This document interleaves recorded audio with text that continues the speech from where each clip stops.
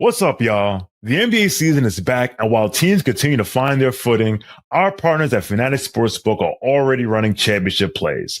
Bet with Fanatics and earn up to 10% fan cash on your bets, win or lose. So even if your bet misses, you're still scoring fan cash, which you can use on NBA gear, tickets, and exclusive Fanatics events.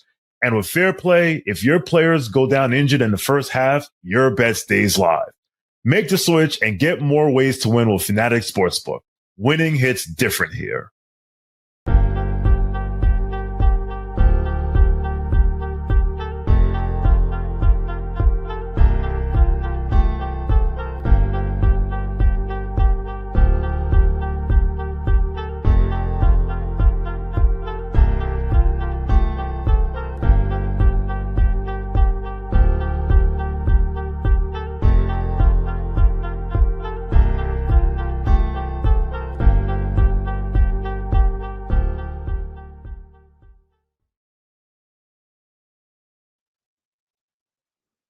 Welcome to the Knicks Film School Postgame Show presented by FANATICS Sportsbook.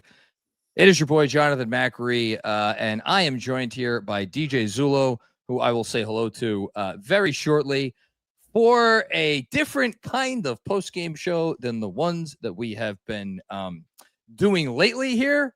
It has been gumdrops and candy canes for the better part of a week and a half or whatever it's been, however long this homestand has been. I know I going into tonight maybe had a couple of notions about, oh man, win this game. Big game against the Heat on Friday to keep the undefeated homestand going. Maybe you get those 93, 94 vibes where it was the last time, in my opinion, that the Garden was a place that truly, truly had to be feared. And tonight, the Garden did not inspire any fear. DJ Zullo, hello, sir. How are you? Hey, didn't know this was going to be a bad omen today when I threw away my kids' Halloween candy. So gumdrops and what was it, rainbows, whatever the sure, that's canes, fine. Candy canes and rainbows and gumdrops and all the things went into the garbage today. I guess again, bad sign for what was to be an end of a winning streak here. Yeah, we watched this one together with Benji on playback, and we all remarked how different this game looked. Literally the first possession of the game, and we all sort of had that queasy feeling right when this one started, and it didn't get much better after those first few possessions. And we'll talk all about it because it was a rough one. And I can't say I'm shocked by the result. I have some skepticism coming into the game regarding how this offense can work against a truly elite defense. I'm not saying Orlando is an elite defense, but they sure played like one tonight. They have not been an elite defense thus far this year, but I think given the fact that we are, whatever we are, 3 weeks into a season, a team that has the track record of an Orlando gets the benefit of the doubt that, again, I don't know what their defensive ranking was coming into this game. I frankly don't really care what their defensive ranking was. I've seen enough of this team over the last few years. We know how they're coached, and we know their personnel, especially when Jalen Suggs plays, and he played tonight. We know what they are defensively. And so I think you were right to have that concern coming into the game. Second night of a back-to-back, you figured, okay, Knicks may, lack a little bit of that same pep in their step that they've had. And then what really, and we'll get right to it, what this game is going to come down to, and I'll be curious which way the super chats lean as we move along here, is how much are you going to take from this game as far as an arbiter of things to come for when this offense faces a real defense. Because it's funny, me and Jeremy just got done talking. It was, I guess, before the last game. So a couple of days ago. And we were like, okay, well, we're seeing what we could do. We're seeing what the offense is. So when are we, like last season, you had those 10 games against the Celtics and the Cavs and the Thunder, and none of them went well. So now what is your measuring stick going to be? You're just going to be the 2 games against the Thunder, and it can't just be that.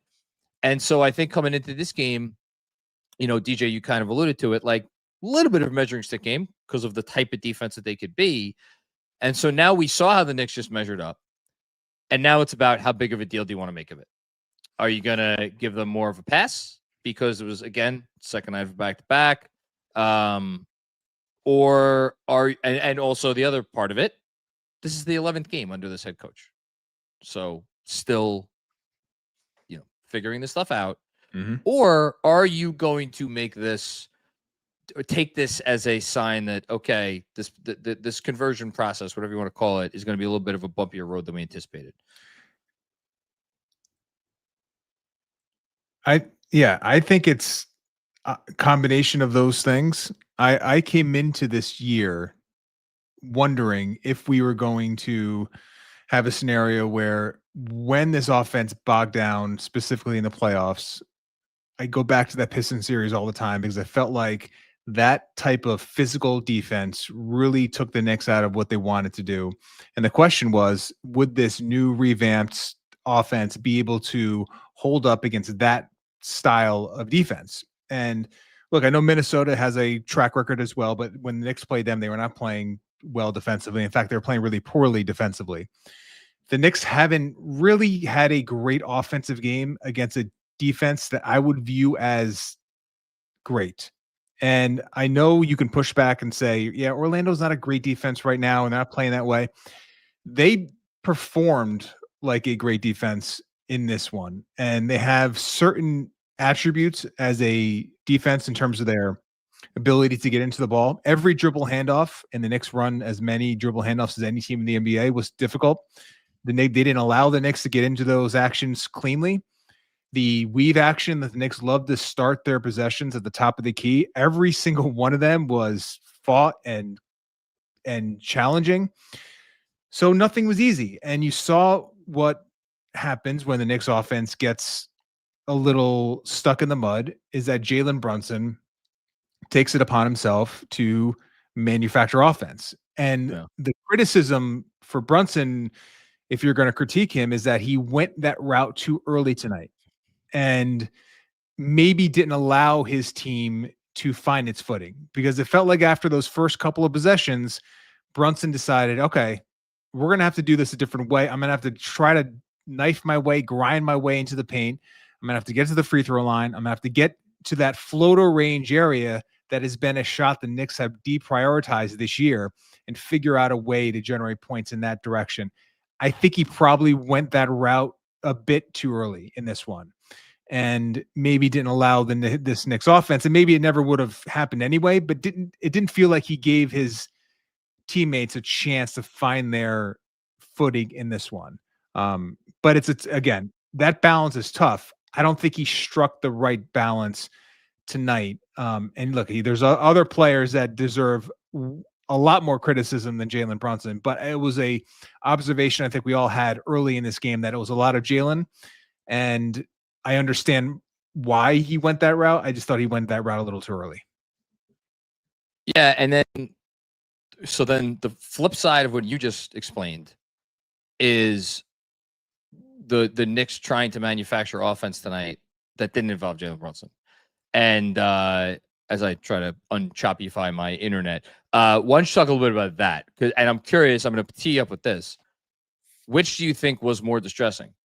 The part, and none of this is truly distressing. It's November, but which of the two things bothered you more? The fact that they kind of reverted back to the offense of last year versus the difficulties they had generating really any good shots, with the exception of a brief stretch in the fourth quarter. And if you want to talk about that, you can. Which I think was interestingly enough, that was generated by their defense. Their defense was getting them into good offense during that stretch, and that's something else they weren't doing about throughout this game, which we're going to talk about. But which of those bothered you more? I think the latter, the idea that they really struggled to generate that early attack offense that had opportunities for second actions to occur, and the flow side to side. Rarely, if you think back to this game, rarely did the Knicks start in action and then the ball get to the second side. And if you look at and again, these aren't like publicly available measurements, but coaches will tell you that if you can get the ball to the second side, your effective field goal percentage skyrockets. And that has been a hallmark of this team. When you get these baseline cuts and all of a sudden the ball gets swung as that baseline cutter is getting to that opposite corner, all of a sudden they have a wide open corner three. Like, it's been something the Knicks have been generating almost routinely against some poor defenses. So against this one, where every cut is met with a clutch and a grab and a clothesline and a tackle, and we could talk about the officials. I thought they allowed Orlando to maybe be a little bit too physical, but this is the Oklahoma City Thunder theory that Fred Katz talked about with Zach Lowe, where if you are going to hit early and often, you're going to get away with more because the referees are not going to want to bog the game down with foul calls, and you are going to be that physical nature is going to be have an imprint on this game. And I think that's what Orlando did. And everything that the Knicks attempted to do was difficult. I don't think any player on the Knicks really handled it great. Jalen Brunson included. I felt Cat, especially in that first half, just it felt like the physicality and took him completely out of sorts. So to me, the idea that they couldn't get into their offense in an efficient manner is the most alarming. But to your point that you made to start the show, this being November, this being early in the season, I used the word wake up call during playback. I do think this is one of those where it was so easy. Yeah. That you can understand this team still not being ready offensively to be elite against a defense that can play the way Orlando can play. And that's not something that is a major concern. It's just one that is a question that still needs to be answered, but there's still plenty of time to get that question answered. Yeah. And I want to be very clear, and I hope I didn't imply what I'm about to suggest. Like, the fact that they struggled in this game should not at all impact anybody's thinking as far as whether they can succeed against a defense like this in April or May or June. That is what the regular season is for. They will also have a trade deadline. I will just throw out there between now and the playoffs, as well as an opportunity to maybe free up some salary, or that would be an opportunity to free up some salary and maybe potentially get someone else in here. I think that's another interesting talking point from this game. We saw again when Brunson was not in there. This is not the first time this has happened this season. Some issues getting the ball up the court. There's been a lot of real quick. Can I just put a pin in that? So when early in the season, when Mikal Bridges was freely getting into offense, and we were all praising this idea of like empowering him as a lead ball handler at times and kind of initiating offense, I talked a lot about the fact that a lot of that was unencumbered. And when teams get into his dribble, he struggles. And there were some really rough possessions where Orlando was able to do that, and Mikal Bridges could not initiate offense. I would love to get tracking data on this tomorrow, because it felt like it was inordinately Jalen Brunson initiating offense when it felt more spread out in the earlier games of maybe not only Jalen Brunson initiating. It felt like when Jalen Brunson was on the court, it was him doing all the work, getting the ball up the floor and initiating. And the offense tried to get away from that this year, and they kind of reverted back to that almost by necessity in this one. And you could tell that right from the gate, right from the start, Mike Brown did maybe not have a ton of faith in his team's ability to generate, decent possessions outside of JB, because you saw JB play more minutes in this game. He was at 30 minutes through 3 quarters, and he brought him back in about 3 minutes into the 4th quarter, which leads us to something else that unfortunately we have to talk about. And I don't want to spend a ton of time on this, because there's a lot else to talk about in this game, and we're not going to spend too much time on it. But like, we all said it in the moment on the playback. When Bane hit the 3, I think it made it a 15-point lead. 15 or 16. 15 or 16, whatever it was. It was under 2 minutes to go in the game. The game had really effectively ended probably a minute or so earlier. That was like the official nail in the coffin. We're done here. And we were all like, all right, call timeout, get him out of there.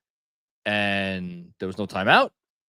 Jalen Brunson comes down, steps on somebody's foot, turns his ankle, stays in for the 2 free throws. He was walking gingerly. Now, look, this is Jalen Brunson. He is, frankly, superhuman in terms of his recovery. I will never, ever, ever, for the rest of my life, forget what I thought went through my head when he suffered that injury in the first minute of the game in Cleveland several years ago. I thought, oh, okay, the season is over. And then he was back on the floor in like 2 games or whatever it was. So, hopefully he's all right. But look, man, I'll just say it. If this was the last head coach, it's all anybody would have been talking about. And so it needs to be said. So there you go. Yeah. I said it.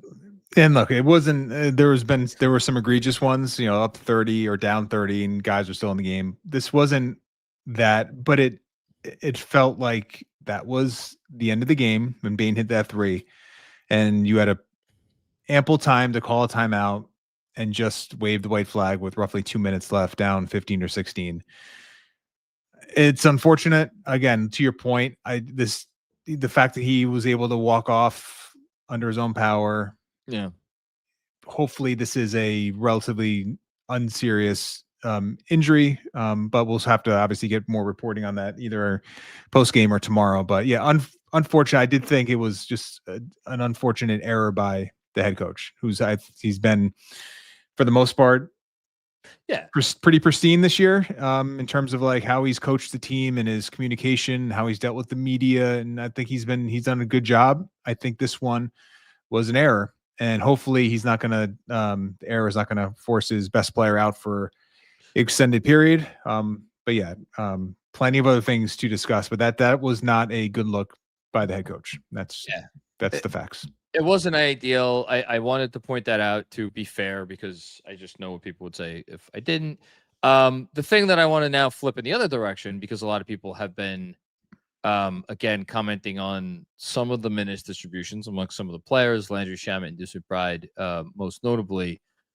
I closed a bunch of my windows because my internet was being funky, but Shamet played a ton of minutes tonight, like a lot of minutes. Deuce McBride has not been playing quite as many. Now, Deuce McBride did not have a good game tonight. I think it's probably worth saying. Shamet, I thought you could say that Shamet might have had the best game of any Knick. So this is, he was decent.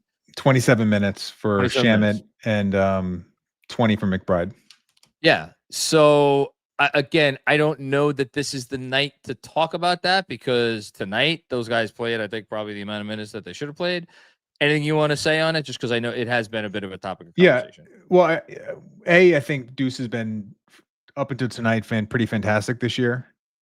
He really struggled just getting into an offensive set. Could not, his ball handling, which we all know is a weakness for what is asked of him as basically the backup point guard. That flaw really showed itself in a very alarming way against a ball hawking defense with a lot of physicality and a lot of length, and he struggled with it. And Shamet,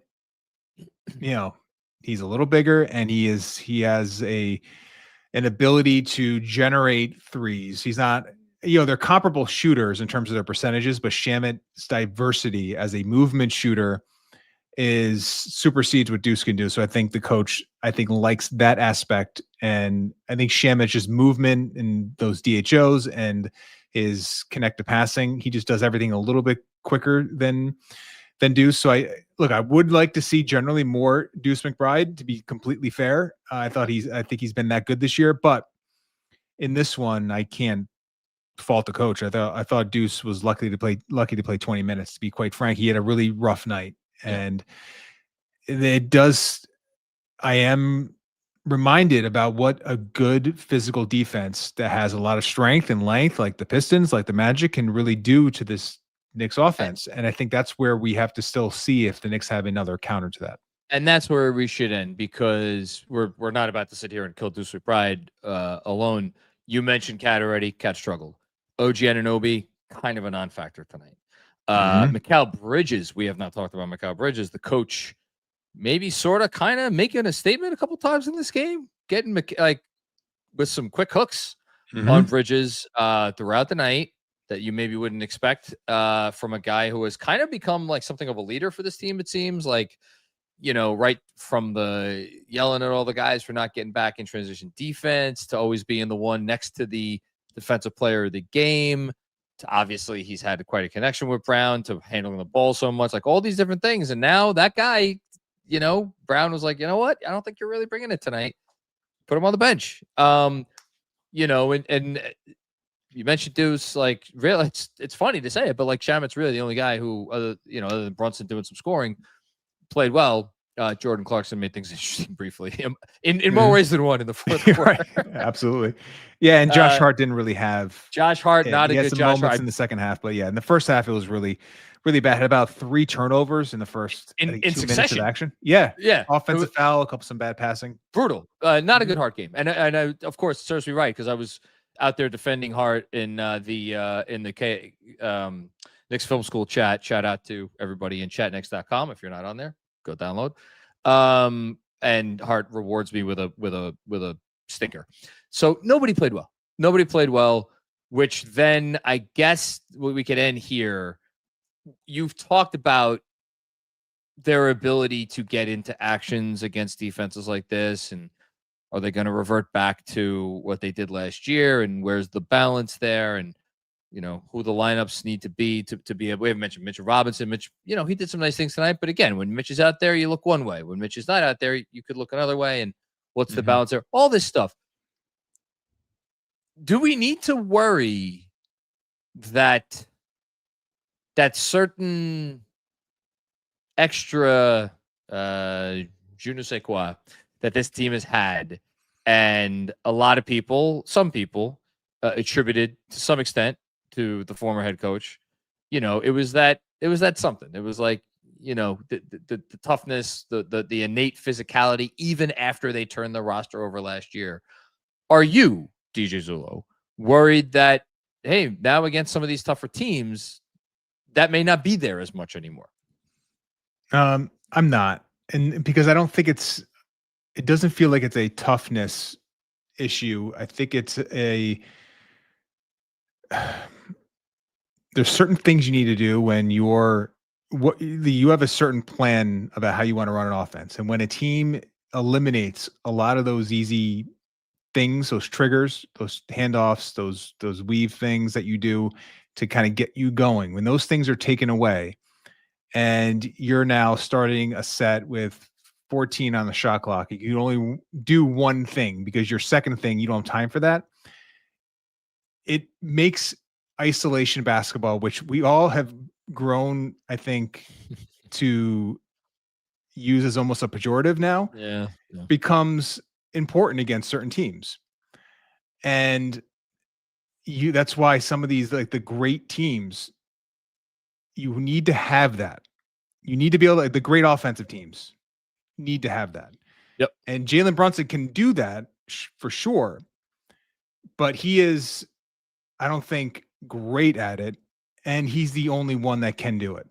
Yep. And those are the things where if you're going to maybe be worried about this team at the highest level, that's, I think, a part of it, is because you're not going to be able to just generate paint touches at will and spray those balls out to those corner threes. Yep. It's not going to happen. So now what is your plan B? If you're Shai Gilgeous-Alexander, your plan B is that you are one of the best isolation players in the NBA. Think about Kawhi Leonard at his best. Like, you have to have that in your bag. The question remains, is this team equipped to be able to play that way? Because you're just going to have to do it, as unappealing as it sounds. As it needs to be there. And that's a question mark that is unanswered. And, it's, unless they surprise me and figure out a way to play this style that they played against the Memphis and in Brooklyn and do it against the great defenses, you're going to have to figure out a way to generate and grind your way to offense. And it kind of gets back to the cat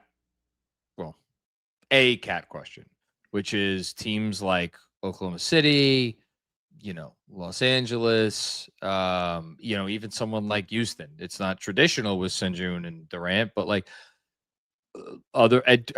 Cleveland, with their two guards. Like traditionally, you got two shot creators. And as we have been saying since the day he arrived, and as people who have been following his career have been saying really since he came into the league, Cat is not that. He is immensely impactful in so many ways, but he's not that. Mikal Bridges, for all that he could do, is not that. OG Anunoby is not that. You know, that's why everybody, you know, it's become kind of a bit that Benji is on the Jordan Clarkson train, but that's you know, there's truth in jest because he is the guy who is, you know, other than Brunson, you know, some ill-advised shots, yes, pulling up from three there in the fourth quarter was like, oh my God, what are you doing? Well, the way you're talking about it is like all these players, they need to be part of this ecosystem that props all of them up together because the way the play style makes them all better. Yeah, we've seen real tangible results of like when they're playing like the Mike Brown style of basketball, everyone benefits. Yes, everyone. But when you're taken out of that, and now you need like to get to your, you know, we plan C, plan D, then it becomes all right. So OG Anunoby really struggles dribbling the basketball. Franz Wagner stripped him twice. Yeah, we know Josh Hart can get a little spooky with the ball sometimes. We know Mikal Bridges struggles getting all the way to the basket, especially in a half-court setting, especially when he has to create the action. He can't have someone do it for him. We know the issues Cat can have. So that is the thing. And now these are only the teams that can do this to the Knicks, or there's probably 3 or 4 of them. It's a handful, if that. It's a handful, but again, it's. But you're gonna have to beat one, if not 2 of those. I think here's the thing. Look at Detroit. They won again tonight with no one playing. Basically, a bunch of you know, never wases and has-beens and never will be's. So they won again. They're gonna be there in the playoffs. The Magic are gonna be there in the playoffs. You know, there's going to be teams that the Knicks are going to have to grind, and they did it against Detroit last year. So maybe they can do it and then play Cleveland and but playing a different way. Like they won against Detroit playing the way they'd played the whole year. You know, and I guess that's where I'm landing. Is it's like it can't be, you can't fold up the tent if the beautiful offense isn't working. Just like you can't completely revert back to it's all one-on-one ISO. There has to be a way to blend these two things. And I think that for me is what now over the next 71 games. And again, it's going to be tough because how many of these measuring stick games are we even going to get in those 71? It's not going to be a ton. But when we get one of those games against these sorts of defenses, can you start to blend the styles and be able to be successful? A little bit of column A, a little bit of column B. Right. And then the other thing is your defense to the level to where if you don't have it, you're still in the game because you're defending your ass off. And that's where I do want to give them not a pass, but for me, that's where the second night of the back-to-back comes into play more than any of this stuff we're talking about on the offensive end. Fair. And they came out, I thought they played a good defensive game for the most part in the second half. Much more aggressive. Oh, yeah. Those Mike Brown really, had their bigs up at the level, blitzing almost at times, being very aggressive, trying to generate some offense with turnovers and just which is, I thought, a good adjustment. He just tried to inject some life into the team, and I thought he succeeded for the most part. But it just felt like every time the Knicks got it to 11 or 9, they either missed a shot or Orlando hit a 3, and it was not meant to be. But this game should offer us some concerns, but a lot of season left to try to figure this out. And to your point, I think there might not be a ton of these games, but enough of them to where we'll know turn of the calendar year if this team has another gear offensively against these great defenses. And hopefully they do, but it's not something I'm confident saying they definitely have. I wish I took, again, I closed all my tabs because my internet was being funky, but I wish I had the first half, second half splits for 3-point shooting, because I'm fairly certain the Magic shot a lot better from 3 in the second half. Like there are 2 things I want to say, and then I'm going to get you out of here. What is it? So Orlando 8 of 17 from 3 in the second half. Second half. There you go. Okay. So Mike Brown, by the way, Brunson turned his ankle at the end of the game. Doesn't know more than that. Okay. The Magic hit shots, give him credit for that. And then we called them all out in the moment. There were literally 4 or 5 moments that were swing moments where it was like the Knicks missed an excruciating shot. Josh Hart blocked at the rim. Cat missed dunk. There was a 3 that went in and out from Bridges, I think. And then after every single one of them, the Magic would come down, and it seemed like they hit a 3 every time. So there were so many of those moments. If those, a couple more of those go the Knicks way, as it is, they got it down to 9. Look, the sky is not falling. This team is it's the same team that we just saw the last week and a half. It's the same team. Like, they didn't turn into a different team. It's all part of the process. I think it's just sometimes it could get a little rocky. Anything else from you before I let you get out of here? No, I mean, you said it in a playback. Friday will be interesting against a good Miami team. Who got hit in the mouth, by the way, tonight against a Cleveland group missing. I believe Garland and Mitchell were out tonight. Really? Yeah. I'll double check that, but I'm fairly certain I saw Mitchell in sweats on the sideline there. Yeah, and I don't think Bam played in this one. Bam's been out, but yeah. I've watched a couple of Miami games recently. Mm-hmm. They were humming coming into tonight. I will just say that they were humming. Yeah, I mean, look, this is not the Miami postgame show, but they're going to be a tough test for the Knicks. They missed a ton of shots in that first Miami meeting, a lot of good shots. Yes, so I think the Knicks will be looking forward to retribution on this one. But yeah, I want to see this Knicks offense. God. Sorry. What? No Mitchell, no Garland, no Mobley, and Cleveland put up 130 on this Miami team. So this was Miami will be coming in angry. Yeah, and Detroit didn't play anyone either, so it was in the water today because it seemed like everyone was trying to rest their guys. Yeah, look at these games. These games happen. You mentioned the process. I think the coaching staff. Listen, you don't want to ever lose a game, but I think they'll have some good data, some good film on this defense and how to counter physicality and figure out a way that if you get, theoretically or figuratively punched in the mouth, that you have viable counters to that. And that's something that they're going to have to figure out. And there's plenty of time to do so. Agree. I'm sorry. I'm just looking. Mike Brown was disappointed that the Knicks were blaming the refs and they seemed to let that get to them. He said they kicked our ass. They came out with physical presence, and we didn't handle it. This is all Chris Persianen. Shout out to Chris covering the game in person. Yeah. And then we didn't crash. We had 10 offensive rebounds, nor do we get back in transition. 11 sprays for the game. That's a season low. Well, the corner crashing has been such a key for them because a lot of times you're catching that a smaller player on that, whoever it is, Shamet or McBride or Brunson even.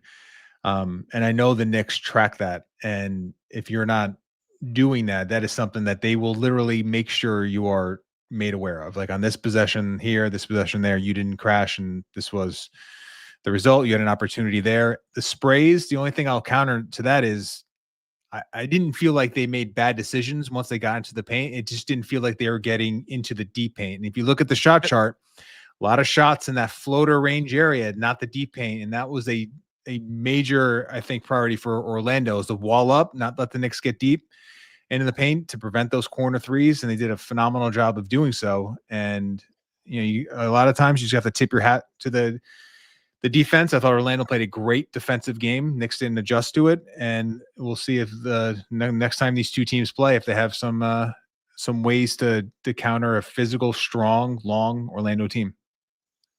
I love it. Thanks, Yep. Deej. You're All the right, man. Buddy. Appreciate you taking the time to talk about a tough one. Of course.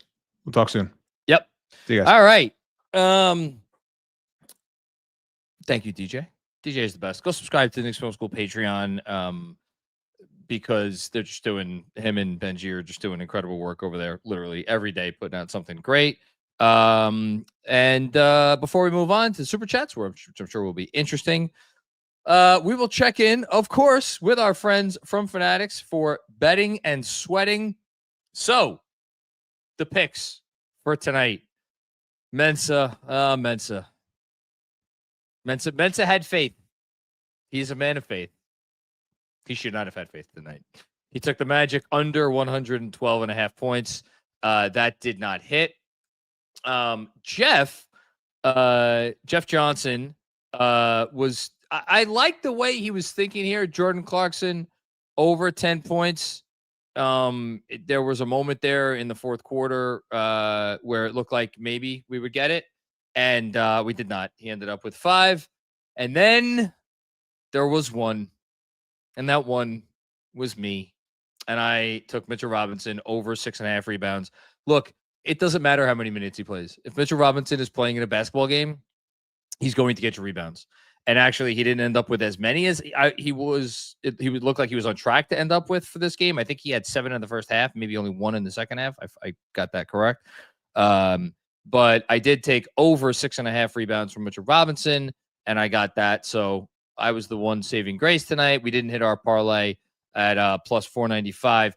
Real quick before we move on from the betting and sweating segment, just a reminder that the survey that we have been shouting out and asking people to do, it is actually pinned in there's a pinned link or a pinned comment, I should say, to this very postgame show right now. And also, if you're listening on the podcast version of this, there will be a link in the podcast version as well.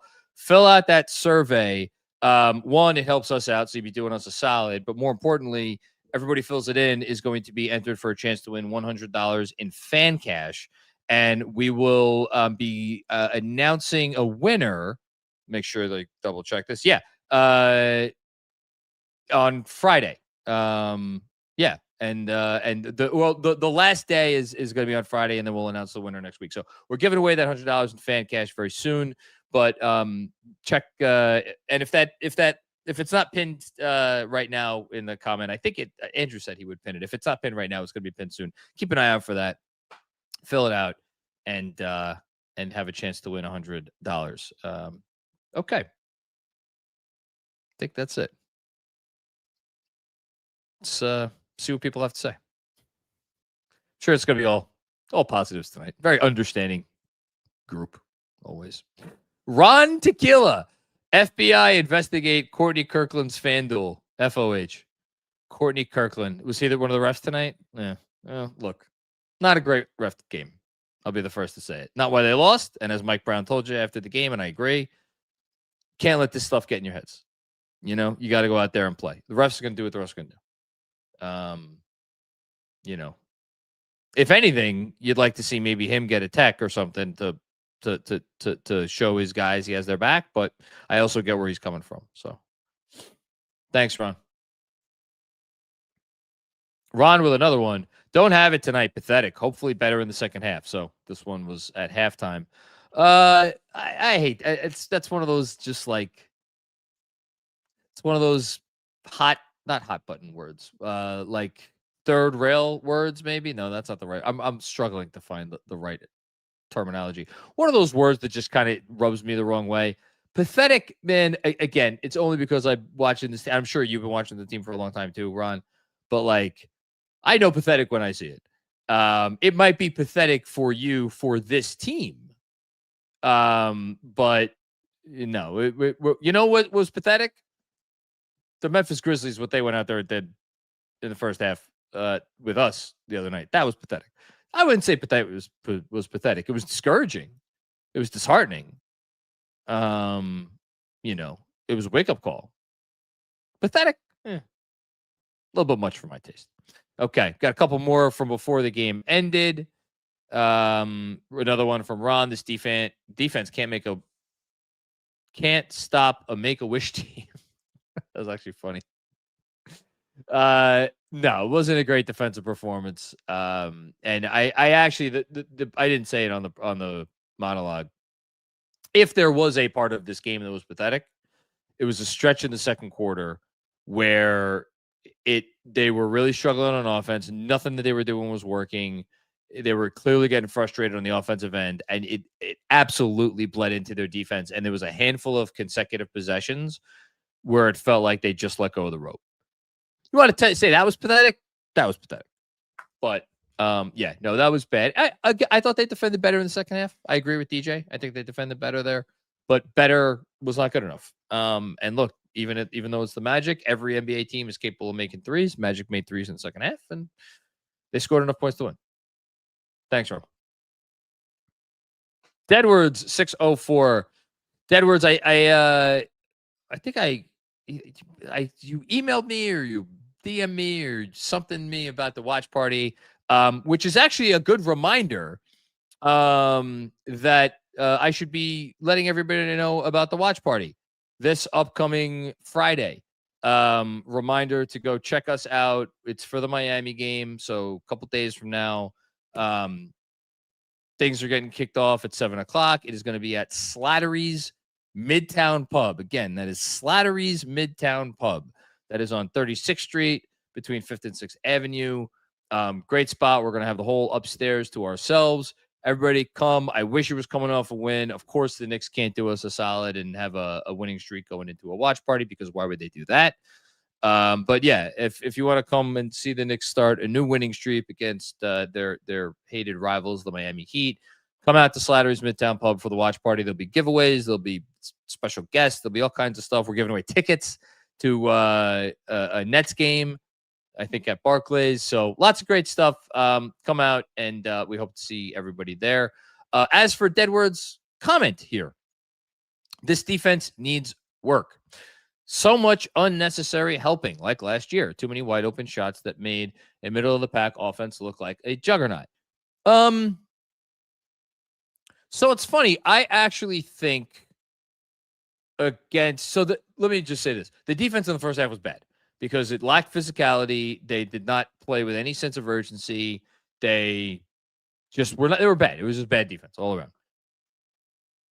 Against this Magic team, the sort of defense you're talking about, where you help off of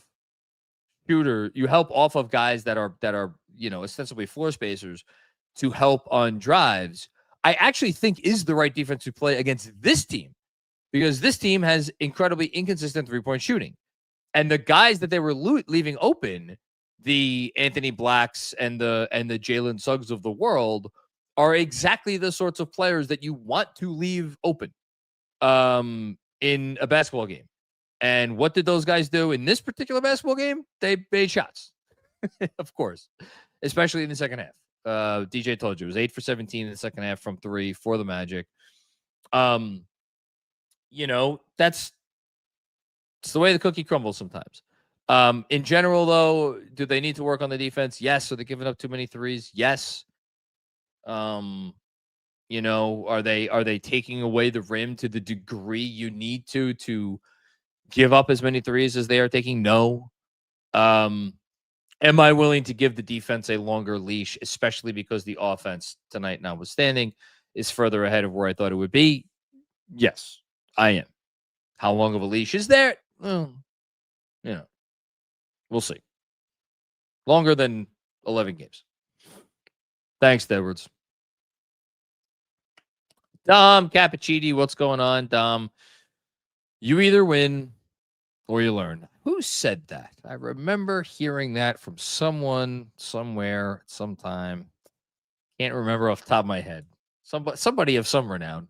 Tonight, I hope they learn a lot about themselves in these last two games. And be thankful that there is still plenty of time left to learn and improve. Yeah, I think that is part of for me at least, that is part of the interesting thing about this season, because we just don't know. We don't know how this team is going to respond, because it is a new head coach, and you never know whenever you get hit in the mouth, because eventually you're going to lose games. And you trust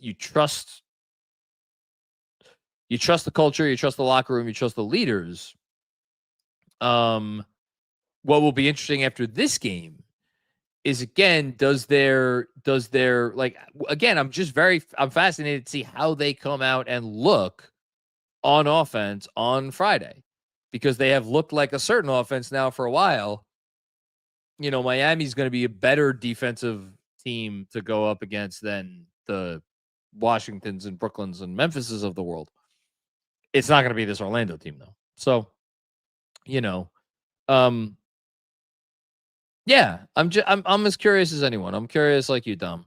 There is a lot of time, but you get beat like this and you play like this, and there's all of the things to be concerned about, which me and DJ just went through. It's we're all in the same spot where we're wondering about how this team is going to respond, and so we'll find out soon enough. Thanks, Tom. Appreciate you. Ja, so focused. Ja, you've been active in chatnext.com. I love seeing you in there, man. I'm very bothered by the defense, John. Very bothered. Should you be very bothered? Is very bothered too strong a word? I don't know. I mean, they came into this game 7th in the NBA in defense. Now, that may not matter to you because we all have watched this team, and have they looked like the 7th best defense in the league to anybody? No, they have not.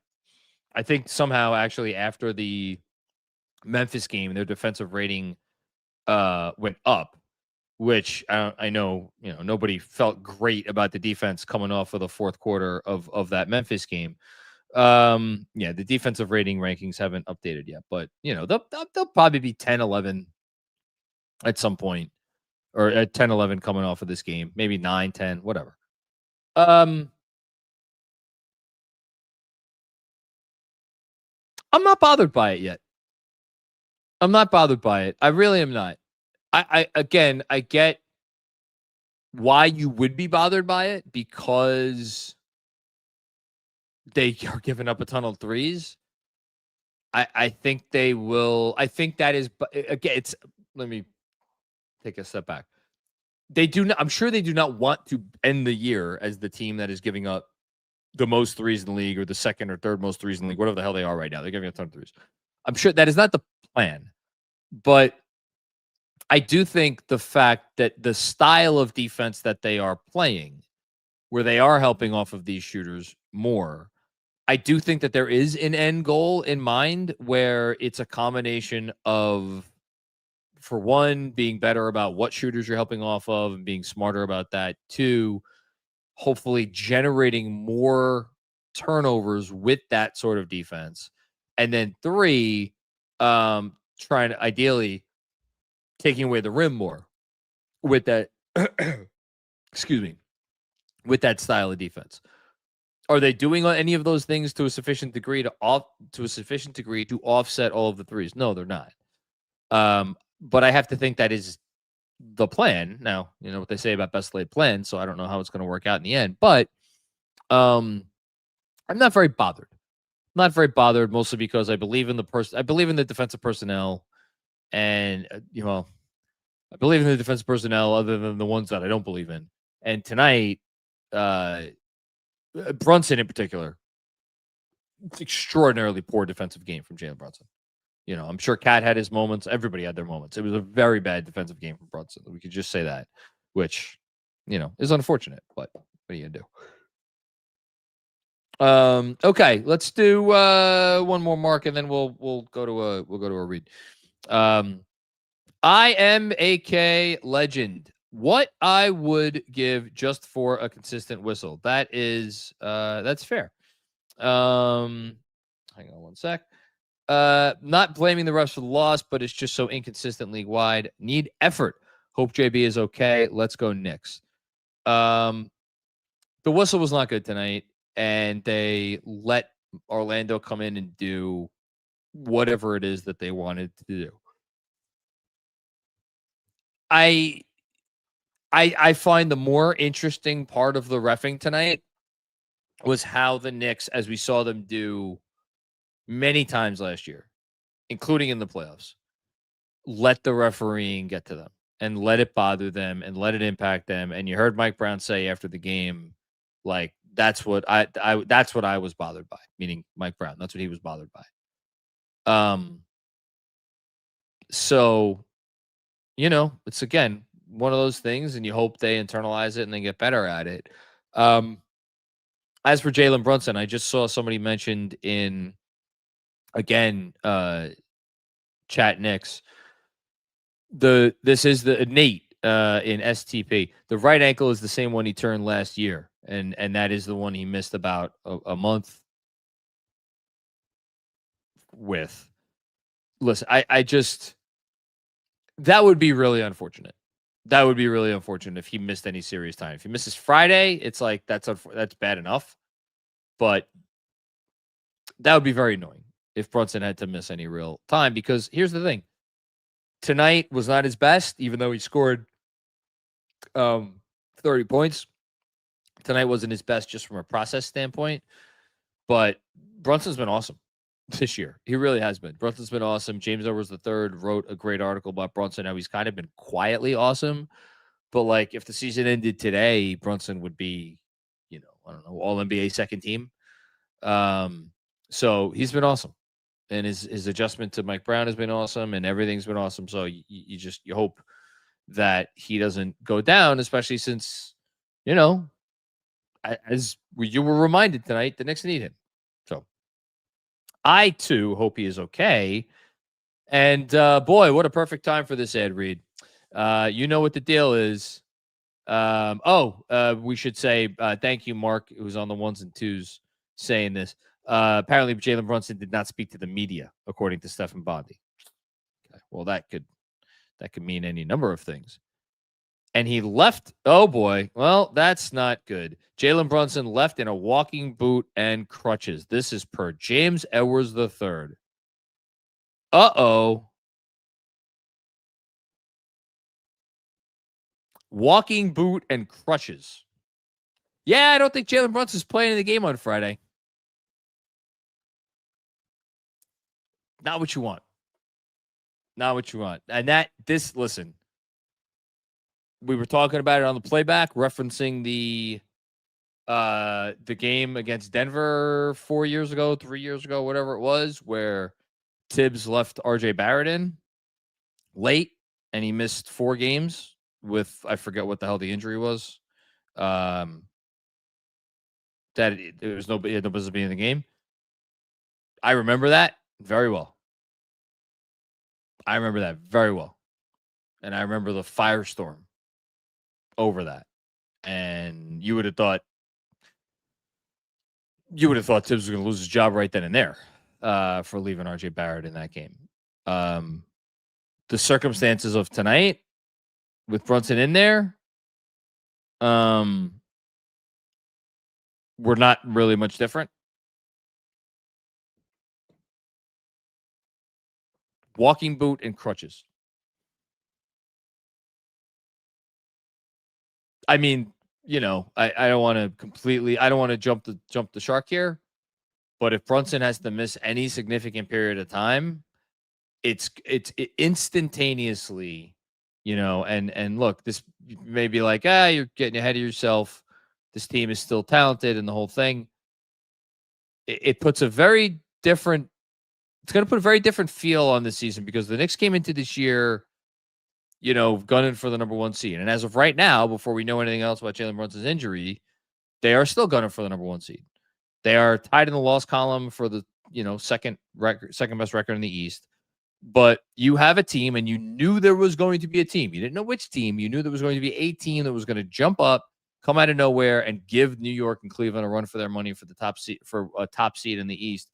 Well, that team is Detroit, who has won 8 in a row, and it doesn't even matter who they have or don't have. And they are 10-2, and they mean business. And that team they're not going anywhere. I can tell everybody that right now. Are they as good as some people are trying to make them out to be? I don't know about that, but they're really good. And they're tough as nails, and we know that from last year. So Detroit's going to be there, and Cleveland ain't going anywhere. Cleveland just gobsmacked Miami, and they didn't have their 3 best players tonight. So that's 2 teams. So all of a sudden, if you're the Knicks, and now we don't know, but walking boot and crutches, Walking boot and crutches. If Jalen Brunson has to miss multiple weeks, what does that look like? Where are they going to be in the standings after that? And we've heard, already we've talked about this is a different sort of season. It is not going to be pushing hard for every win. It's funny actually thinking about that now, in light of the fact that Brunson was in the game. Not pushing to the limits for every additional win. Why is he in the game? Why is he in the game? But so it'll be very interesting to see. I mean, thankfully, the schedule is. I mean, look, it's the NBA. It's early in the season. Everybody's still trying to win. I mean, I'll just run through it real quick. I mean, it says. I don't know. It could be. Let's see if he's actually out for a while. But Miami, 2 straight against Miami. Then you go to Dallas. They're not in great shape right now. Then you go to Orlando. See how that goes. Then you go to Brooklyn, at Charlotte, home for Milwaukee, home for Toronto, at Boston, home for Charlotte, home for Utah, home for Orlando, and then you got the in-season tournament. And then you come out of that, and your first game is against Indiana. So actually, looking at that, if Brunson does have to miss, I don't know. I just gave you the next 3 weeks. They should still be able to keep their head above water during that time. They still have God knows they have enough talent. And they would have to probably reconfigure some things. I'd be fascinated to see who starts. What does Brown do if Brunson has to miss significant time? That'll be interesting. Who would start?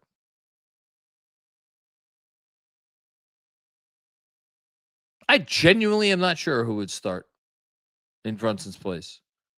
Especially, well, how many back-to-backs are there?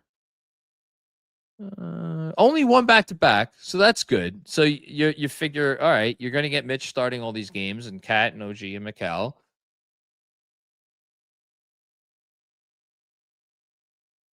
Man, does it go back to Kolek? I'm like, I don't think it's Clarkson. Unless he starts Deuce, which he might. I could see that. I could see him going back to Clarkson. Do they still have Marco Brogdon's number?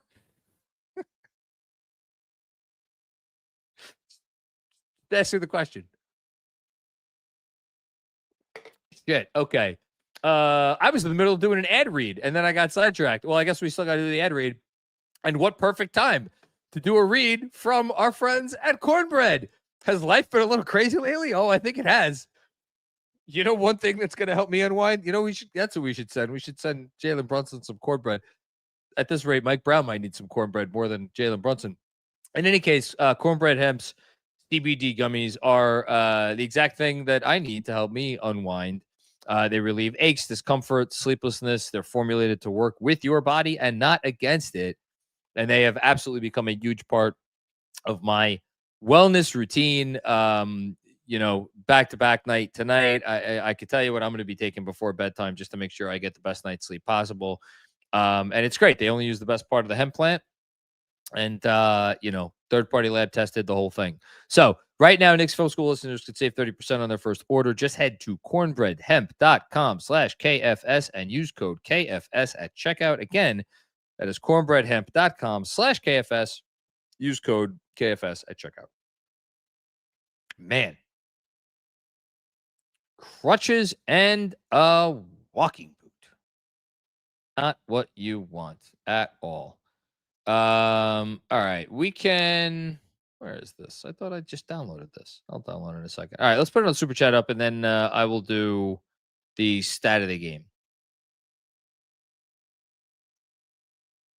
This from Just Richards. What's going on, Just Richards? How you doing? The NBA has a funny way of humbling you. Credit to the Magic for being the more physical team. Hope JB is okay. Well, yeah, no, the Magic came out and they were absolutely the more physical team. Mike Brown said they were the more physical team out of the gate. We saw it right from the start. The Knicks were not. You know, I tell you, I really would have loved to see this game not on the second night of a back-to-back, but that's an excuse. So, what are you going to do? Thanks, Jess. Okay. Let's do our stat of the game. 11 is our stat of the game, as in 11 made threes, which why is this number notable in this particular game? Because, and this is per Jonah Kaufman, our new intern, the Knicks have made at least 13 threes in every game so far this season, and they were averaging 17 made threes a game. Tonight, they were 11 of 36. This is only the second time this season that they have not hit 43 point attempts since Mike Brown took over. It is just a recertification or a reaffirmation of the fact that their offense was not their offense tonight, and Orlando completely took them out of everything that they wanted to do. So, good stat there, Jonah. Thank you. All right, let's keep it moving here. JDM 1985 didn't like Towns getting all that run in the fourth. Did nothing outside of that deep three. Mitch nowhere to be found. Yeah, I mean, look, the Mitch minutes thing is still something to pay attention to. I get it. I get it, and we were even saying it on the on the playback when they were down. That's the thing, is they were down, and you figure with a team like that, with a team like Orlando, you want to go with your best offensive lineup to try to make up those points, trusting that even if you do not have your best defensive lineup in there, because they occasionally struggle on the offensive end, you're going to be all right. Now, the unfortunate reality is that, and again, I don't want to turn this into a whole Cat thing, but, just because you have Cat in there does not always mean you're going to get great offense. And sometimes Mitch, even though he has, a fifth of the offensive skill that Cat does, just him simply being out there to get offensive rebounds and whatnot, like that's a way of generating offense. And then when you get Cat against these physical defenses, and you saw him have some unfortunate possessions in the fourth quarter, as he had some unfortunate possessions throughout this game, doesn't always have the intended effect. So I get where you're coming from, JDM. I also get where they were coming from. So all the way around, it's not what you want.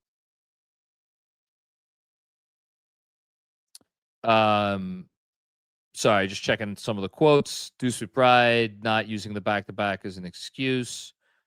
Mikal Bridges was asked about playing 2 minutes in the fourth, if it was part of the game plan or if it was a surprise to him. He said, "I'm not sure." That's an interesting response.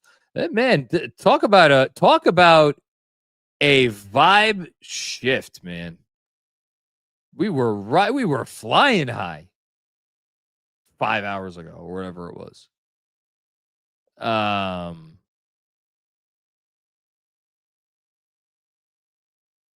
Oof, how quickly things could change. Okay. JDM, 4 shot attempts for OG. Yeah, I mean, he was taken out. And that's another one of those things with how has OG been generating his offense? Catch and shoot threes. What did the Knicks not get any of tonight or get many of tonight? Catch and shoot threes. You saw OG try to put the ball on the floor a few times. Franz Wagner, it's like, yep, that ain't going to happen against me. And we thought this is from last year. And like Mike Brown's offense helps in a lot of ways. It is not going to materially change what a player is. So OG Anunoby is a guy who, he's ball handling is not his strength. So it's about finding the right balance. You want to give him more to do. You want to have him be engaged in the offense and the whole thing. But how much is too much? And then what happens if your offense isn't running? How are you going to get OG his shots and his looks? This is all part of the process. It's all part of the process. Thanks, JDM. Jess Galzer, what's going on, Jess? How are you? Rough. The JB ball ISO from the start doomed the game. Got the yips and gave up on passing. Team ball, threes, new scheme, everything. They will grow from this. Let's go Knicks. Yeah, you know what number I haven't looked up yet tonight, Jess, that you just made me think of is how many assists did Brunson have tonight? Not that assists are the be-all and all, they're not. 6 assists, 2 turnovers. So basically his averages, more or less. No, it was evident from the outset. And again, I'm curious as to why. Why out of the gate before anything, unless the Knicks were like, you know what? We know all of our stuff that we're running is not going to work against this team. So we're going to go right to this, and we're going to make them bend their defense to maybe something that they're not expecting, which is to us and come out and play kind of the way we used to play. And then maybe that will help open up other stuff. I could see that logic. Did it work? No, but I could see the logic. Thanks, Jess. Frank Miranda. Oh, goodness. Frank only chimes in when things are not this season, when things have not been going great. I bet I could wager a guess onto who this super chat's going to be about. Mac, it's your boy Frank from Patreon. As soon as we play a playoff level defense, Cat, K-A-T, turns into a cast member on Hamilton with his bullshit theatrics. I can't. Please get this clown off the team. I would seriously call Sacramento for Zach LaVine. No, we're not trading Karl-Anthony Towns for Zach LaVine. Although, what did I say? Hold on. I said this as kind of a joke, but again, there's truth in jest. Me and Sean and Jeff were recording an episode of NBA Takedown Tuesday. We did it yesterday. It's been a long couple of days. In response to the Nico Harrison firing, and we were spitballing Anthony Davis trades because my thought was like, well, the Mavs have to trade Anthony Davis, maybe not today, but before the deadline, because their whole thing should be now tanking for a good pick. And I said, listen, if you don't think the next 3-game losing streak the Knicks have, that there's going to be people who are like, Cat for AD. Let's go. Giddy up. You got another thing coming. And Sean's response, appropriately correct, was people are always good. There's always going to be people out there who say things. Now, to you, Frank, I say, I know you're frustrated with Cat. I know this was not the best Cat game. I do not think that he played any worse tonight, frankly, than anybody else. Nobody performed tonight. Outside of maybe Landry Shamet. But no, it was a bad game all around. And did he lean into some of his more troubling tendencies? Yes. Did we really think that those tendencies were going to disappear? No. I have been encouraged enough by Cat, and I have seen enough from Cat over the prior 10 games to want to continue to see him develop in this offense and all those sorts of things. But yeah, look, if Brunson has to miss time, you're going to find out more about Cat. We found out a lot about him last season when Brunson missed time. I thought he responded very well. I think that really solidified his All-NBA spot. And we'll see if he could do the same this year. Thanks, Frank. Say no to Zach LaVine, please. Armand. Oh, I'm surprised. This is the first we're hearing from Armand. Armand was not a happy camper tonight in playback.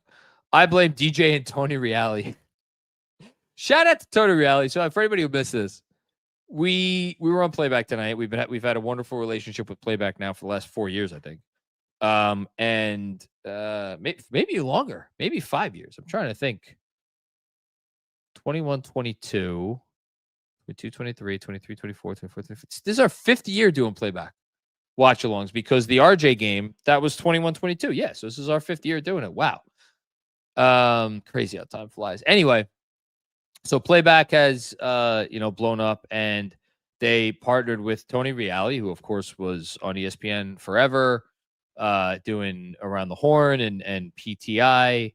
And so he joined us for the second quarter, right as the Knicks were like, turn this from a semi-competitive game into, they're just going to get their ass kicked tonight game. And I was like, man, we really know how to pick our spots.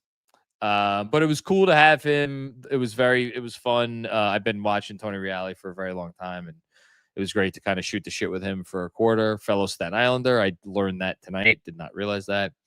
And yeah, we wish him the best of luck in his future endeavors. Okay. Let us take a quick second to hear a word from our friends. This has become my favorite ad read to do, from Huel.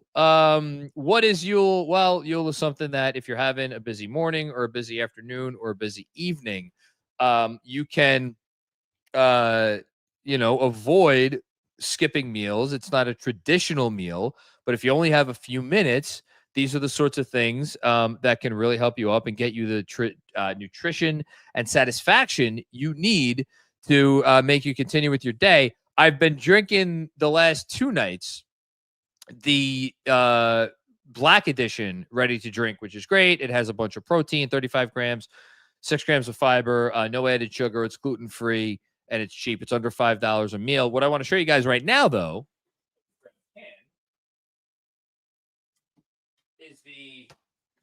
is the daily greens ready to drink. So today I actually had a decent breakfast. I had some yogurt and granola, but I did not have time to have lunch. So I grabbed one of these. You can see it, daily greens. This flavor is blueberry, lemon, and thyme.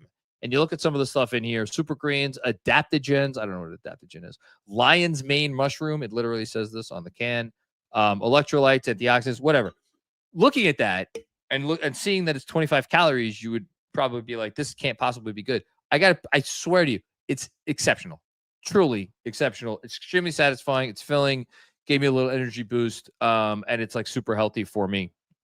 So, yeah, shout out to the Daily Greens ready to drink can. If you also want to take advantage of all of the different products that Huel has to offer, you could either check out them in Target stores nationwide, where they have all of this stuff, or you can get 15% off your purchase. This is new customers could take advantage of this with the exclusive code KFS. So go to www.huel. Is that better, Andrew? HUEL.com/KFS. And use that code again, KFS, at checkout, and fill out the post-checkout survey to let them know that you came from KFS. That would be helping us out. Seriously, I'm loving the Huel. They sent me this stuff, and I'm like, they have gotten a customer in me, because I frankly don't have time to eat nowadays. So this is a lifesaver. Okay, let's finish up. Jason M, what's going on, Jason? Good to see you. Second half showed the Knicks can score on this team. Just a bit too much Brunson hero ball. He needs to trust the process more. It's still early. Yeah, I mean, what did they put up in the second half? They put up 65 points in the second half. Yeah, it's pretty good. They put up 65 points in the second half, and I don't think they shot worth a shit from 3, even in the second half. Yeah, because they were, what, 30% for the game? Yeah, so what were they? So in the first, actually, this I wrote down. They were 4-19 from 3 in the first half, so that means in the second half, I can do math. They were 7 for 19, 7 for 17. So that's actually not terrible. That's actually okay. They were 7 for 17 from 3 in the second half. That's a representative shooting game, but again, 65 points against the Magic in the second half. Second half, the offense, frankly, wasn't the problem. Like, give or take those handful of plays that I referenced where it's like, oh my God, how do you not score on that possession? If they score on any of those, then, or a few of those, then of course, then all of a sudden it's a 70-point second half, which is great against this Magic team. It came back to defense. They didn't defend well enough for the whole game, especially the first half. And then the Magic made some nice plays in the second half, made some shots. So what are you going to do? It's an unfortunate game, but I tend to agree with you, Jason. I'm not as apoplectic about this as some, maybe. All right, a couple more, and then we're getting out of here. Another one from Jason. Check the OKC score. It may not matter what we do. I have the game on. I have it on my big TV right here. And I see they're up by 30 at the half on the Lakers, who have Luka Doncic back. Look, it's a long season. You never know what's going to happen come playoff time. You never know who's going to get injured. I just want the Knicks to continue to get better. That's my priority coming, over the next 5 months, however long we got into the playoffs. Just keep getting better. And if you have a game like this, learn from it and come out showing that you learned from it in the next game. What you don't want is unnecessary impediments to your progress. So like a Jalen Brunson injury would be. And, you know, you want to keep everybody steering in the right direction, which is why I want to go like kind of listen to McCall when he was asked about the fact that he only played 2 minutes in the fourth quarter. Like, I just, I've been saying it after the last bunch of games. They're bought in. They're bought in. They're bought in. They're bought in. It's you never know how things are going to go until you get hit in the mouth. They had that 3-game losing streak. They responded great. That showed me a lot. That calmed a lot of my fears. But it is very clear to me that Mike Brown is like not bashful about anything. He's not bashful about saying shit in front of the mic at the mic. He's not bashful about, hey, if you're not playing well, if you're not cutting it, sorry, you're not playing.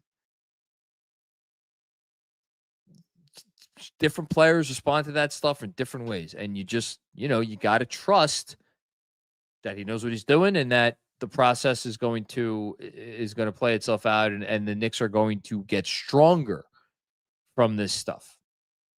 That's what I'm thinking about. That's where my concern kind of lies. Thanks, Jason. Hush Zoo. What's going on, Hush? Back-to-back, need to see the rematch. However, Orlando looks long. Need McCall specifically to make more of an initiative as a scorer. Can't rely solely on Jalen Brunson. How? Not to be a dick, but how? Because you saw he has trouble against these physical imposing defenses. That's just the reality. So, McCall is best when he is playing off of others. When he, the reason why it's so dangerous, him bringing the ball up and him initiating actions, is because, and I'm not obviously the first person who has said this, but oftentimes teams slot their smallest defender on him because who the fuck else are you going to slot them on? You're going to put him on Brunson. You're going to put him on Cat. You're going to put him on OG. You're going to put him on Mitch, which is another reason why it makes sense to start Mitch. You're going to put him on Bridges. So when he has that situation and when he has those other guys generating the gravity that they could generate, but when you face a team like this that is just all arms and everything, it's a different animal and it's a little bit tougher for him. It's not, we know what he could always get to. He could always get to his mid-rangers. And you saw him take a couple of those tonight, but ultimately the best thing that he could do to help himself moving forward, and it's I hate to say this, but it's kind of an issue again. Hit your threes. Not just the corner threes, hit your above the break threes. Oh, okay. So we have the McCall Bridges snippet. Thank you, Mark, for going to pull this. This is courtesy of SNY. It's only 8 seconds long, so let's give this a quick listen. Played 2 minutes in the fourth quarter. Was that, just part of the game plan, or was that a surprise to you? I'm not sure. All right. So the question, if anybody didn't hear it, was only 2 minutes in the fourth quarter. Was that part of the game plan, or was that a surprise to you? And Bridges said, I'm not sure. So the I'm not sure was in response, I think, to the first part of the question, which was whether that was part of the game plan. I don't know what game plan has Mikal Bridges played in 2 minutes in the fourth quarter. Obviously, it was not part of the game plan. It was because the coach was not thrilled with him. So again, you see how everybody responds. Thanks for getting that, Mark. Dom with another one. Thank you for the generosity tonight, Dom, on a tough night. It's November, and I've actually managed to keep my cool all 11 games so far. Last year, I crashed out during wins and losses so much that I got numb by April. Is that maturity on me or for our team? LOL. Last year was such a tough year, and it was such a frustrating year, and I don't want a repeat of that. Look, the team's going to be there in April. But what, the funny part, it's, I don't want to spend too long on my soapbox here, but it's a commentary on life. Truly. I mean this, I'm not even being funny. It's a commentary on life because I think last season it's like, it was a combination of the fact that of expectations because they made the Bridges and Cat trades. and the fact that people had gotten so, I don't want to say tired of the Tibbs stuff, but like, he had, just like he had worn on the organization, he had worn on the fan base. And so those two things combined made just every issue, every loss, every bad moment, everything. It gave it outsized importance, and it caused all of this frustration. Even though looking back on it now, you were like, was that really worth all of our energy? Like, you knew the talent on the team. You knew who the fucking coach was. You knew they were going to be there in the end. Last year was always just going to be about, could we get to April already? And then actually try to play our best basketball. And guess what? They got to April in good spot. They played some of their best basketball, not really. And they made these conference finals. So it was a lot of wasted energy. This year, it's different because now all of a sudden that failsafe is gone. You don't have the failsafe anymore. So what you have now is these exciting games and moments of like, oh my God, look at what this could be. So then you get your highs. But then that is counterbalanced by nights like tonight, where you're like, oh my God, what could this be? Because now there is no more certainty. Now it is a new offense. And now they are trying to do something different. And, again, it's like you never had to worry about any off-court stuff with the previous head coach because it was like, it's Tibbs. Like, it doesn't fucking matter. Tonight, you hear, at least me, this is me. Maybe it's just me. I hear Mikal Bridges giving a 2-word answer to that question, and I'm like, how does he feel about this? How is he going to respond? So there is this level of uncertainty, and I think that level of uncertainty is going to cause a different level of concern and like day-to-day, very high highs, very low lows, which again, I said this is a commentary about life. We as people always find shit to be, bothered by, and we let it get to us. What is happiness? It's the moment before you need more happiness. Some of the most miserable, unhappy people I've ever met are the most wealthy, well-to-do individuals. There's always shit to complain about and worry about and concern yourself with. So it is really just a matter of how you handle it. It sounds like you are taking a more mature approach to it this season, Dom. I'm trying to as well, while pointing out all of the different things. But it's what makes it fun. It's what makes it interesting. Not for a second that I think this next season was ever going to be boring. And sure enough, there were 11 games. Of all the things it has been and has not been, it has not been boring. Thanks, Dom. Appreciate that.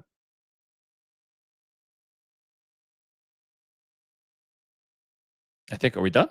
Oh, there we go. Oh my, what the hell? Is this real, Mark? Jesus Christmas. Meki. Oh my God, it's been a while since I pronounced his name. I remember the first name is Meki, and I forget if it's Jetty or if you could put the pronunciation in the regular chat, because I feel awful. This is the most generous super chat of the season. This is as generous a super chat we've ever gotten. My Lord, Meki, thank you, man. Let me just read your chat here. Been a while. Would love to see the ball in Bridges' hands more, like we did against Boston in the fourth quarter. We will need that in the playoffs. Only 2 assists today. By the way, I think that is a season low. I will double check it, but I would actually be shocked if it was not a season low for Mikal Bridges assists. Anyway, majority of his assists come off of swings. There was no ball movement tonight. Not any purposeful ball movement. Not only was tonight, I'm fairly certain, hold on, filibuster for another 3, 2, 1, and here we go. So before this, Mikal Bridges had 2 assists in one game this season. It was the second game against Boston. Every other game, he has had at least 4 assists. And the last 3 games, he has had 5 assists apiece. And up until tonight, he was averaging just over 5 assists per game. So only 2 assists tonight. As far as the team, the Knicks team, and again, this was at, I mentioned it a couple times on the playback. I forget if I've actually mentioned it since we have started the postgame show. The Knicks as a team had 20 assists tonight. So why is it notable that the Knicks had 20 assists tonight? Because up until tonight, the Knicks' low total for the season had been 22 assists, and that was on opening night. They have been over 30 for 5 straight games. And before that, it was 27, 24, 23, 23, 22. So this was by far their lowest assist game, and it was by far McCall's lowest assist game. I don't think that that's a coincidence. It's what I spoke about with DJ, and I don't mean to just say the same thing again, but I don't really know how else to say it, which is, what does it look like for them when you face a defense like this to not completely abandon your concepts? How do you still get into your actions with a defense that is just, again, going to be all length, and they could switch everything, and they could get all in your stuff, and they don't make it easy to catch any pass or make any pass or bring the freaking ball up, anything. Nothing is easy. You know, you talk about bringing physicality. That's more of a defensive thing. Can you bring more physicality on the offensive end? Or is it as simple as you need to, in games like this, and this is what DJ alluded to, you need to let your isolation scorers like kind of try to set the tone, and then you play off of that a little bit more. I don't really know the answer. You know, I think ultimately what you're alluding to and the problems that we saw tonight can be solved to some extent with pace. And they did not play with pace tonight. Not at all. Not maybe in the fourth quarter a little bit, but for the most part, not at all. Because if you play with pace, that solves a lot of issues. And then just frankly, and this is the thing that we always tend to gloss over when you have these moments, when you have these losses that are like quote unquote bad losses, is sometimes you just got to hit the play better button, you know, and make better decisions and be cleaner with your handle, and get off the ball sooner, you know, and make shots. They didn't make shots tonight, you know? So I think there's a lot that goes into it. What I'm certain of is that there is no magic wand button they could push that's going to be like, oh, this is how you beat it. No, there is, it's a bunch of stuff. It's a bunch of little things, and it adds up to be something greater. And that's what they need to do. And Bridges has to be a part of that. And the team has to be a part of getting Bridges more involved, which is why, again, for this reason, even more, I find the fact that Mike Brown kind of went away from Bridges tonight to be interesting. And, you know, again, how is Bridges going to take the fact that he played? How many minutes did he play? 28 minutes tonight. I mean, when's the last time Mikal Bridges played 20 minutes in a basketball game? It's been a while.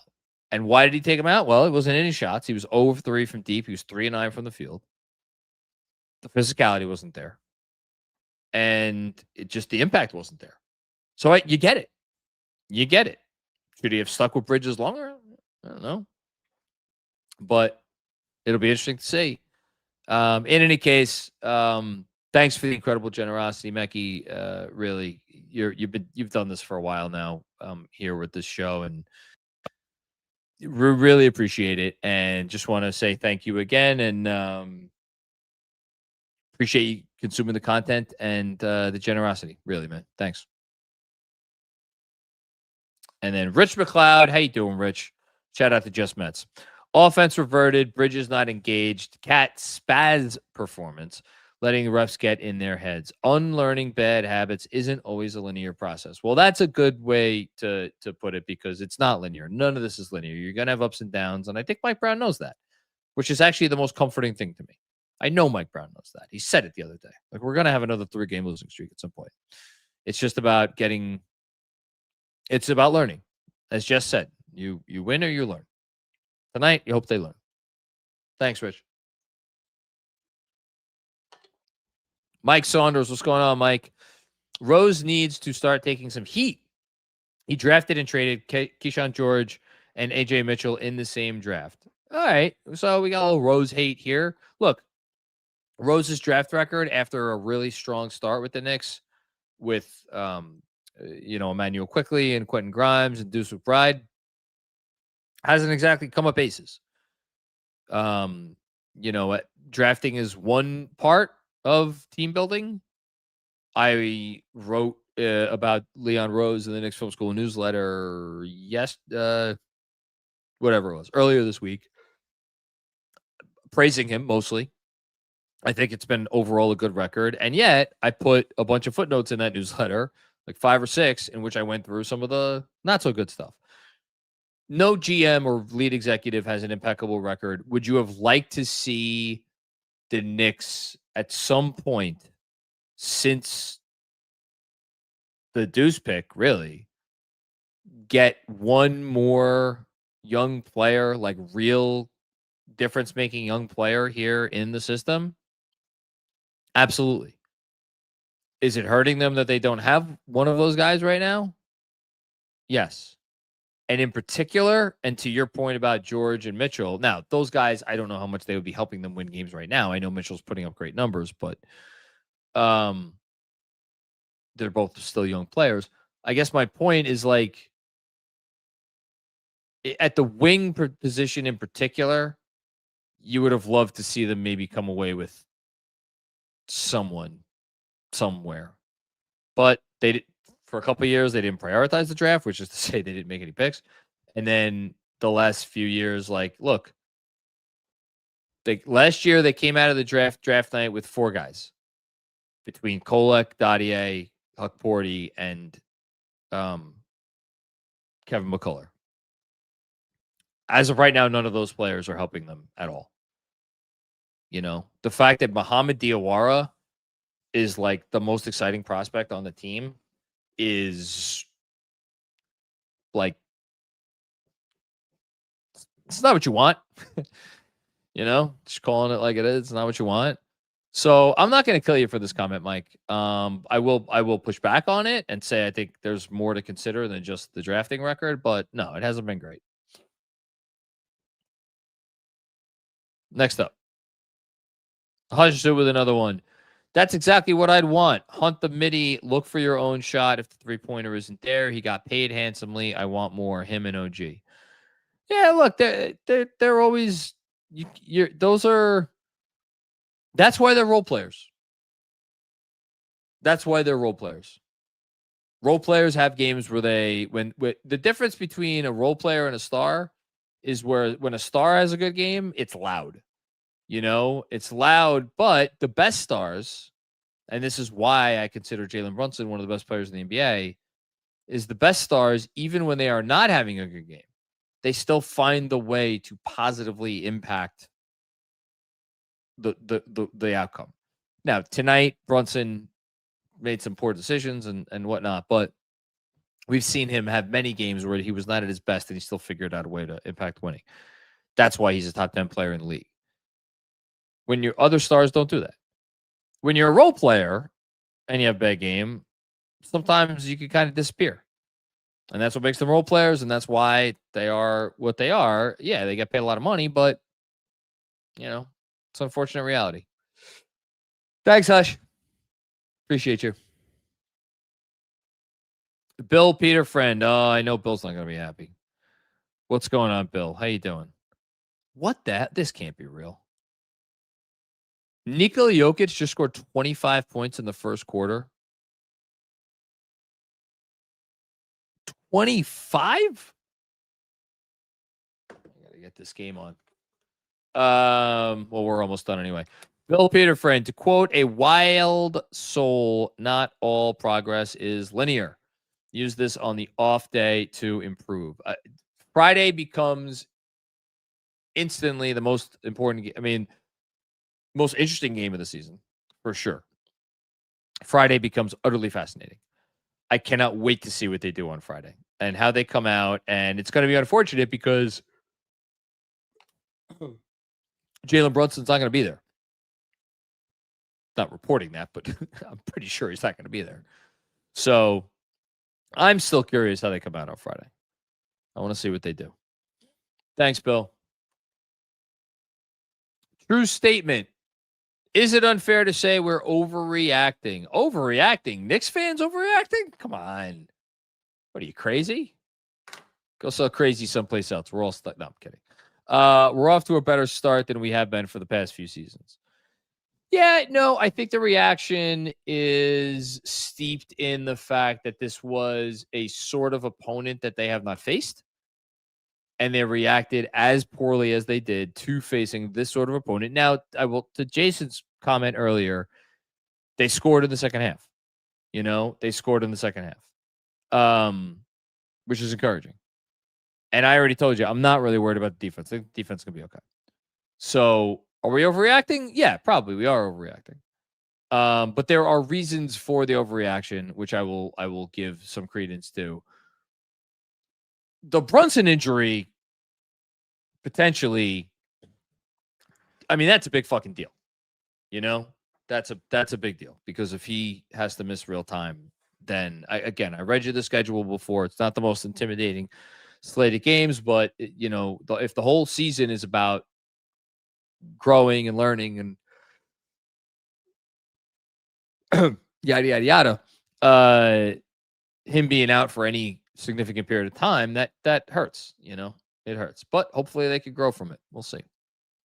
Thanks, True Statement, and thank you, everybody. We're done. Appreciate everybody for their work on tonight's show. Mark on the ones and twos, you're the man. Our intern Jonah Coffin for the stat of the day. DJ Zullo, of course, for coming on and spending a little extra time with me for the opening monologue. Very appreciating of that.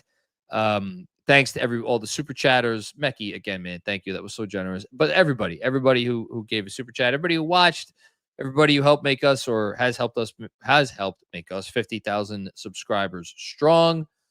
Don't forget watch party on Friday. Slattery's Midtown Pub. Get there, 6:37. It's gonna be a fun atmosphere. Tonight's game notwithstanding. I think that is it. Don't forget to fill out the survey in the pinned comment to this show. And okay, that's it. This has been the Knicks Film School Postgame Show presented by Fanatics Sportsbook. We will be back with more fun and games before you know it. Peace out. Must be 21 or over? Gambling problem? Call 1-800-GAMBLER. Connecticut, call 888-789-7777. Massachusetts, call 800-327-5050. New York, call 877-8-HOPE-NY. Maryland, visit mdgamblinghelp.org. Not available in all states. Terms apply. See Fanatics Sportsbook app.